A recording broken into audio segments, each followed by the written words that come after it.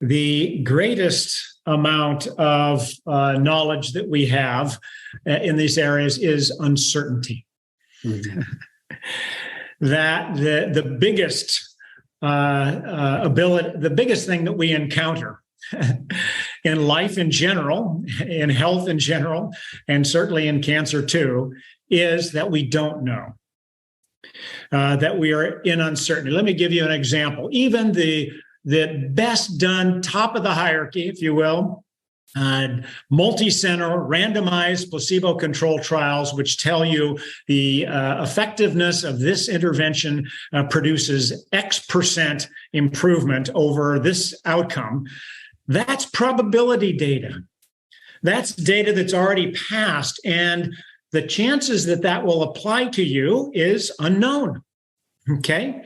It's like percent. We're dealing with, 10%, 5%, even 50%. That means the majority of it is unknown. It's uncertainty. So how do we deal and live in a world of uncertainty without fear? Okay, how do we do that? Well, there are several ways, I think, that are mostly mind-body types of things that are important for that. And I'll mention two. Number one, you have to trust your intuition. You look at the facts, you look at the data, you realize that, this is all we know, and most of it we don't know. And therefore, you have to go inside. You have to say, what does my gut tell me fits for me? You have to use your intuition because your brain is constantly synthesizing, and maybe more than your brain, okay, is constantly receiving, organizing information that cannot be represented in graphs and facts. So don't ignore that, okay? Intuition is very important, and use both of those types of ways of knowing. The second thing is that make sure that the team you're working with is including you in a trusting way into the process of healing, into the journey of healing. And how do you tell that?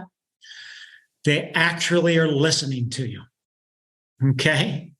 They're listening. And if you're a provider, cultivate the skill of listening and hearing what the person is saying on the surface and the message they're delivering to you underneath that. And that means sit with them, think about it, hear them, let them express themselves. Don't interrupt them, in 7 seconds in those areas.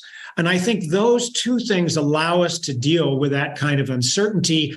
And out of that can emerge a diminution of fear and a rise of hope that allows us to live this moment and this day with a fully joyful life, no matter what the diagnosis or the prognosis is.